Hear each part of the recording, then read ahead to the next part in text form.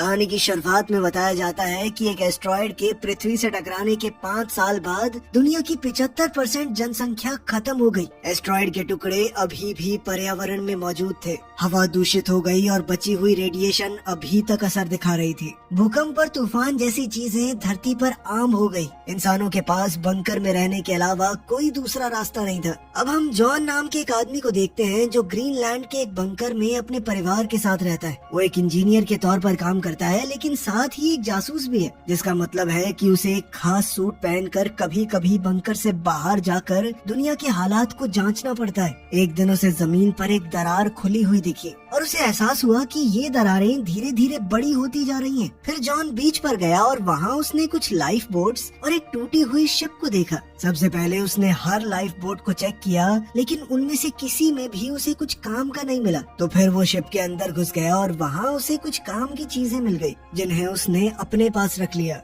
अंदर और आगे जाकर उसे बहुत सारी लाशें दिखी। चीजें ढूंढते हुए जॉन को एक नोटबुक भी मिली, जिसमें एक खूबसूरत फूल रखा हुआ था। जॉन ने उस नोटबुक को भी अपने पास रख लिया। उसी वक्त बंकर से उसे रेडियो पर एक चेतावनी मिली कि एक बहुत ही खतरनाक तूफान आ रहा है। जॉन ने पूरी ताकत से दौड़ना शुरू कर दिया, क्योंकि तूफान बहुत तेज रफ्तार से उसके पीछे आने लगा था। खुशकिस्मती से जॉन गेट के ऊपर से कूदकर सही टाइम पर बंकर के अंदर घुस गया और तूफान के अंदर आने से पहले ही उसने गेट को बंद कर दिया। खुद को बचाने के बाद जॉन सदमे में बैठ गया। वो सोचने लगा कि मौत के कितना करीब था।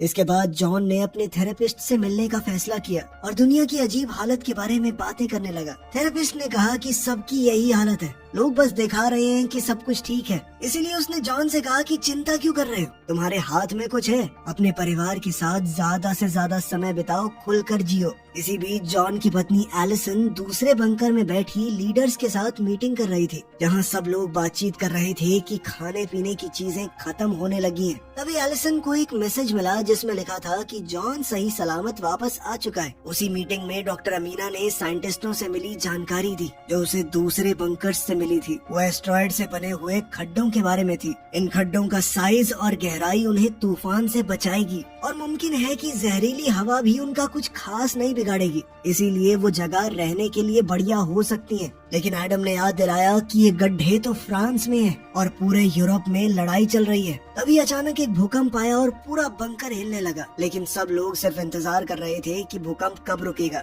और फिर अपने काम में लग गए, मानो ये बिल्कुल आम बात हो। मीटिंग में कोई कहने लगा कि ये भूकंप और ज्यादा तेज होने लगे। फिर एलिसन ने सबको याद दिलाया कि बाहर कुछ लोग अभी भी फंसे हुए हैं, हमें उनकी भी मदद करनी होगी। लेकिन एडम कहने लगा कि हमारे पास और लोगों को रखने के लिए चीजें नहीं है और साथ ही वो आएंगे पता नहीं किस तरह की बीमारी ले आए, इसीलिए इस चीज को तो छोड़ देना चाहिए। लेकिन एलिसन कहने लगी कि वोटिंग करके ही पता चलेगा लोग क्या चाहते हैं। हाथ उठे और ज्यादातर लोगों ने एलिसन का साथ दिया। इसीलिए ये तय हुआ कि कल बर्फ पर चलने वाली एक गाड़ी को भेजा जाएगा। बाद में जब जॉन बंकर की पाइप्स को ठीक कर रहा था, तभी एलिसन ने अपने बेटे नेथन को बाहर देखा। इस बात से वो बहुत गुस्सा हुई कि बीमार हो जाओगे, अंदर आओ जल्दी। अंदर अपने कमरे में नेथन टॉर्च का इस्तेमाल करके अपनी बेडशीट में किए गए छेदों से लाइट मार रहा था, जिससे ऊपर की दीवार पर सितारे बन जाते और उसे ऐसा महसूस होता कि वो आसमान को देख रहा है। अगले दिन जॉन ने बंकर की दीवारों पर कुछ दरारें देखी। इसी बीच बंकर से भेजी हुई एक गाड़ी बाहर गई और कुछ लाचार लोगों को बचाकर वापस आने लगी। आते वक्त टीम ने बंकर में कॉल किया और दूसरे राउंड के लिए परमिशन मांगी, क्योंकि जगह कम होने की वजह से वो कुछ लोगों को पीछे छोड़ आए थे। लेकिन एडम ने तुरंत मना कर दिया, ये याद दिलाते हुए कि हमारे पास इतनी जगह और खाना कहाँ है यार, लोग इकट्ठा करे जा रहे हो। उसी वक्त एक और भूकंप आया और उसका गाड़ी से संपर्क टूट गया। बंकर पहले से भी ज्यादा जोर से हिलने लगा, जिससे लोग और सामान दोनों गिरने लगे और तभी अचानक छत के कई हिस्से बुरी तरह टूट गए, जिससे कई लोग फंस गए और उन्हें गंभीर चोटें भी लगी। कुछ पत्थर जॉन के सर पर आ गिरे और धूल की वजह से कई दिन से चल रही उसकी खांसी और बढ़ गई। लेकिन उसके एक दोस्त ने उसे वहाँ से निकलने में मदद की। तभी सारे अलार्म बज गए और बंकर फिर से हिलने लगा। थोड़ी दूर से एक धमाके की आवाज आई। जॉन ऑफिस की तरफ दौड़ा ताकि एलिसन को बचा सके। एलिसन को काफी चोट आई थी। जॉन ने जल्दी से उसे खड़ा किया और दोनों अपने बेटे को ढूंढने निकल पड़े। दोनों ने नेथन को उसके कमरे में मास्क पहने हुए पाया, लेकिन फिर भी उसे सांस लेने में दिक्कत हो रही थी। जॉन ने अपने परिवार से कहा कि जितना जल्दी हो सके सामान पैक करो, तब तक मैं और मास्क लेकर आता हूँ ताकि वो ये बंकर छोड़ सके। सभी लोग घबराहट में इधर उधर भाग रहे थे, लेकिन जॉन फिर भी लॉकर्स तक पहुंचा और मास्क लेकर आया, जिसके बाद नेथन थोड़ा बेहतर महसूस करने लगा और परिवार ने बाहर निकलने के लिए तैयारी कर ली। जब बंकर का हिलना डुलना बंद हुआ, दीवारें भी टूटने लगी। बाहर के रास्ते पर एक परेशान भीड़ जमा हो गई, लेकिन गेट सिर्फ आधा ही खुला था और इस दरवाजे से निकलना मुमकिन नहीं था। इसलिए जॉन अपने परिवार को पीछे वाले रास्ते की तरफ ले गया। बदकिस्मती से पीछे का रास्ता भी टूट गया था। कोई और रास्ता न होने की वजह से जॉन ने अपने परिवार को रेंगते हुए आगे बढ़ने को कहा। जैसे तैसे वो लोग दरवाजे के पास पहुँचे और जॉन ने दरवाजे का बटन दबाया, लेकिन भारी इंजन की वजह से बंकर और बुरी तरह टूट गया। पर कम से कम वो लोग सही सलामत बाहर पहुंच गए। बाहर भी तगड़ी भगदड़ मची हुई थी।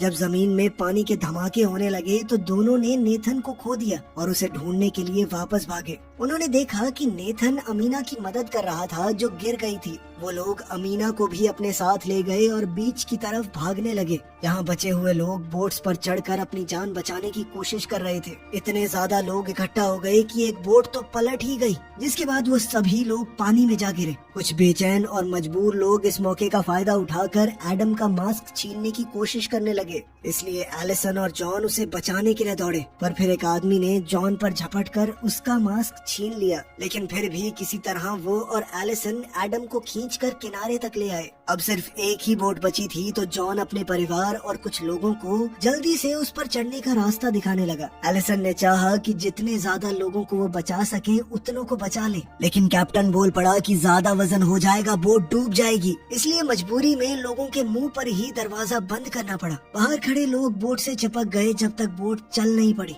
उसी पल एक बहुत बड़ी लहर सामने आई और बीच से टकराकर उन लोगों को अपने साथ ही ले गई। जॉन की बोट भी उस लहर में जोर से इधर उधर उछली, लेकिन कैप्टन ने जैसे तैसे बोट को संभाले रखा और वो लोग सुरक्षित तरीके से आगे बढ़ते रहे। थोड़ी देर बाद जॉन ने एक डिवाइस का इस्तेमाल करके कंफर्म किया कि यहाँ हवा की क्वालिटी सही है, इसीलिए वो अपने मास्क उतार सकते हैं। फिर सारे बैठकर बात करने लगे कि कहाँ जाना चाहिए, और क्योंकि आइसलैंड खत्म हो चुका था इसीलिए उन्होंने तय किया कि उनकी सबसे नजदीकी मंजिल इंग्लैंड है। कुछ घंटे बाद बोट ने काम करना बंद कर दिया, पर फिर जॉन ने इंजन चेक किया और उसे ठीक कर दिया, जिससे वो दोबारा अपना सफर जारी रख सके। जब रात हुई तो नेथन बहुत खुश हुआ, क्योंकि आखिरकार उसे तारे दिख ही गए। कुछ दिन बाद बोट फिर से रुक गई क्योंकि उसमें तेल खत्म हो गया था। अब किसी के पास कोई रास्ता नहीं था तो उन्होंने बोट को समुद्र की लहरों के भरोसे छोड़ दिया कि वो उन्हें कहीं तो लेकर जाएंगी। काफी लंबे इंतजार के बाद आखिरकार बोट जमीन तक पहुंच गई। सबने बाहर देखा तो हैरान हो गए जब उन्हें पता चला कि वो लिवरपूल में। जॉन ने अपने डिवाइस से कंफर्म किया कि हवा यहाँ पर साफ है, पर अब उन्हें जल्द से जल्द रहने के लिए जगह ढूंढनी होगी। लेकिन जब उन्होंने नीचे देखा तो पता चला कि एरिया का एक हिस्सा पानी में डूब चुका है। जॉन ने एक चप्पू लिया और बोट को चलाना शुरू किया, जब तक बोट आखिरकार एक सूखी सड़क से टकरा नहीं गई। सभी बोट से उतरे और देखा कि शहर बिल्कुल सूना लग रहा था। उन्हें सड़क पर कुछ लोग दिखे तो वो उनका पीछा करने लगे और एक ऐसी जगह पहुंच गए जहां लोग किसी तरह जिंदा रहने की कोशिश कर रहे थे। जॉन ने देखा कि उनमें से कई लोग बीमार लग रहे हैं, इसीलिए वो ज्यादा दिन तक जिंदा नहीं रह पाएंगे। जॉन के ग्रुप को चीखने की आवाजें सुनाई दी। आवाजों का पीछा करते हुए उन्होंने एक भीड़ को देखा। कई लोग एक बंकर के बाहर हल्ला मचा रहे थे, जबकि कुछ फौजी उस बंकर को गार्ड कर रहे थे।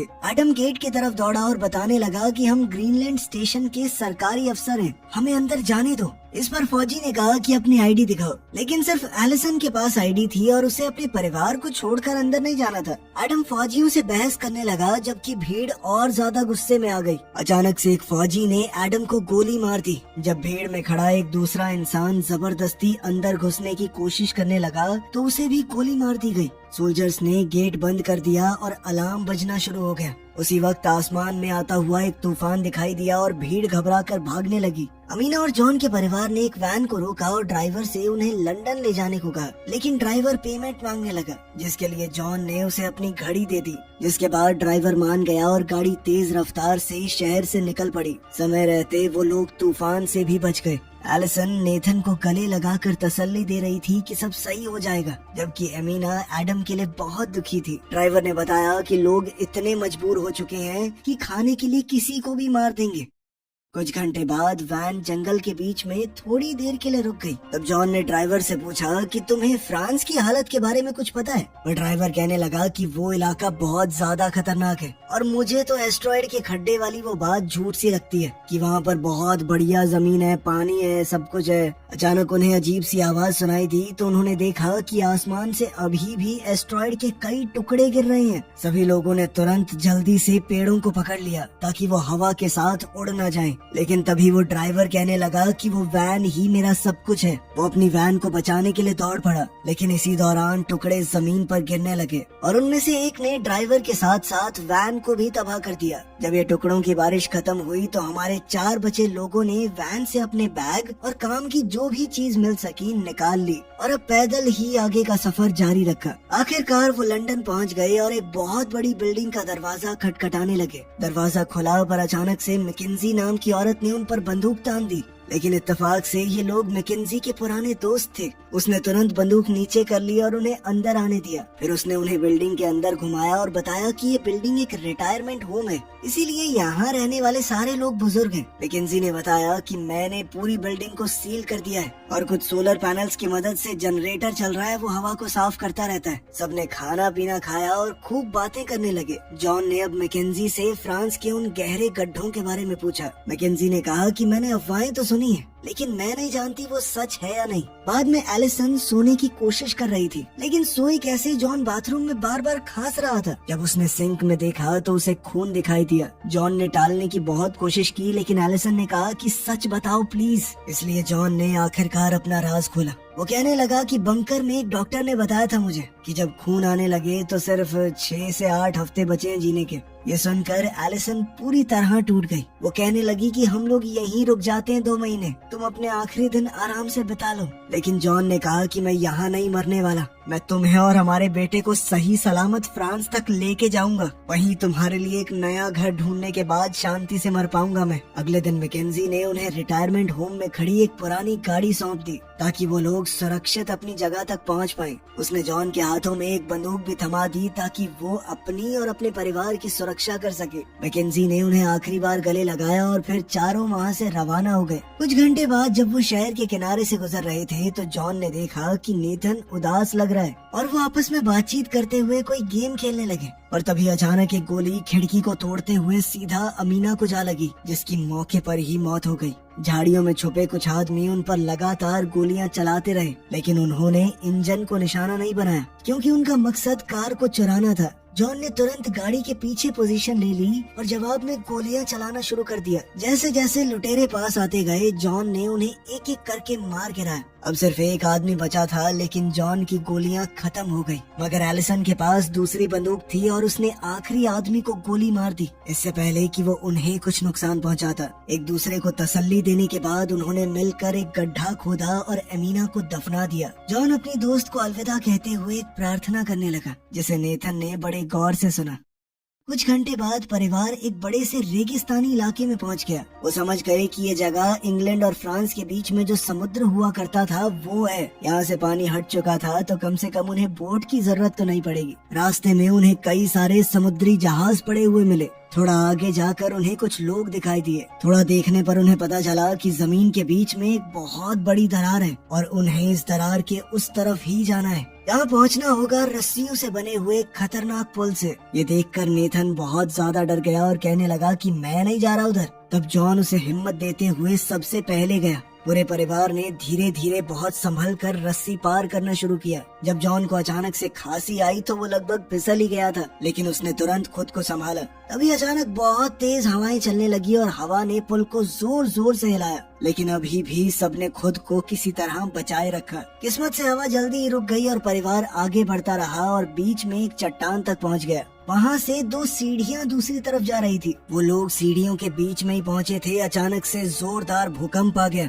किस्मत से तीनों में से कोई नहीं गिरा। वो तीनों आगे बढ़ने लगे ही थे कि तभी अचानक से दूसरा भूकंप आया। इस बार दोनों तरफ की चट्टानें टूटने लगी जल्द ही रस्सियों से बना हुआ वो पुल भी टूट गया। कई सारे लोग खाई में नीचे गिर के मर गए। दूसरी सीढ़ी पर मौजूद एक आदमी ये देखकर डर गया और उसने जल्दी से दूसरी तरफ पहुंचने के लिए अपने आगे लगे हुए आदमी को धक्का देकर खाई में गिरा दिया, लेकिन फिर वो सीढ़ी पूरी फिसलने लगी। इसीलिए वो आदमी छलांग मार के नेथन के ऊपर कूद गया। इसी के साथ दूसरी सीढ़ी नीचे खाई में गिर गई। परिवार ने नेथन को पकड़ के रखा जबकि वो आदमी फिसल कर अपनी मौत की तरफ चला गया। नेथन को उसके माँ बाप ने वापस ऊपर चढ़ने में मदद की और फिर किसी तरह सीढ़ी को पार कर लिया। अब उनके पास पैदल चलने के अलावा कोई चारा तो था नहीं, लेकिन चाहे वो जितना भी चलते जाएं, सिर्फ एक वीरान जमीन ही नजर आती थी। तभी अचानक से उन्हें गोली चलने की आवाज सुनाई दी और उन्होंने डेनिस नाम के एक आदमी को उन पर बंदूक ताने हुए देखा, लेकिन उसने बंदूक को नीचे कर लिया जब उसे एहसास हुआ कि ये लोग लुटेरे नहीं हैं।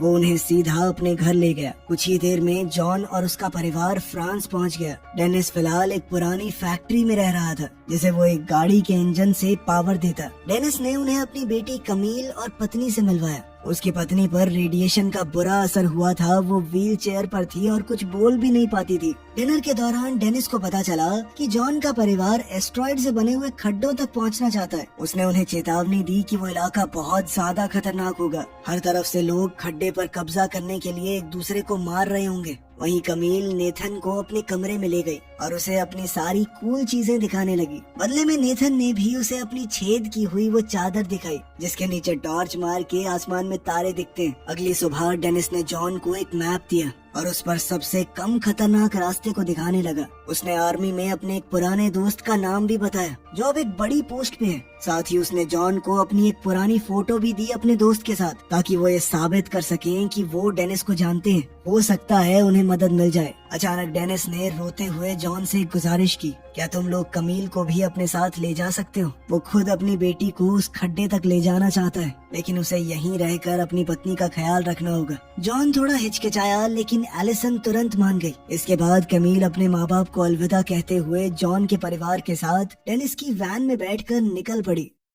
कुछ घंटे गाड़ी चलाने के बाद एलिसन ने नोटिस किया कि बच्चों का मूड खराब है, इसीलिए उन्होंने ब्रेक लेकर रुकने का फैसला किया। फिर जॉन ने बच्चों को एक गेम खिलाई जिससे मूड थोड़ा बेहतर हुआ। तभी अचानक उन्हें सड़क पर कुछ गाड़ियां दिखाई दी और कई फौजियों ने उन्हें घेर लिया। कमील ने अपने पिता के जनरल दोस्त का नाम लिया और फौजियों को मना लिया कि वो उन्हें एरिया क्रॉस करने में मदद करें। रात तक वो लोग एक लड़ाई के मैदान में पहुंच गए जहां आर्मी कुछ लोगों से लड़ रही थी। एक फौजी उन्हें पीछे से ले गया ताकि वो बिना किसी की नजर में आए जंगल से गुजर सके। जब उनके पास एक धमाका हुआ तो उन्हें रुकना पड़ा, लेकिन जल्द ही उन्होंने दोबारा चलना शुरू किया और फिर कुछ तारों को पार करके और ज्यादा खतरनाक एरिया में पहुंच गए। अब उन्हें गोलियों और धमाकों से बचने के लिए जितनी तेज हो सके उतनी तेज दौड़ना पड़ा। हर तरफ लोग मर रहे थे और तभी परिवार ने एक आदमी को आग की लपेट में देखा। फिर उनके साथ वाले फौजी ने बंकर में कॉल करके बताया कि मेरे साथ सिविलियन है, और कुछ दूसरे फौजियों ने उन्हें आगे बढ़ते रहने को कहा।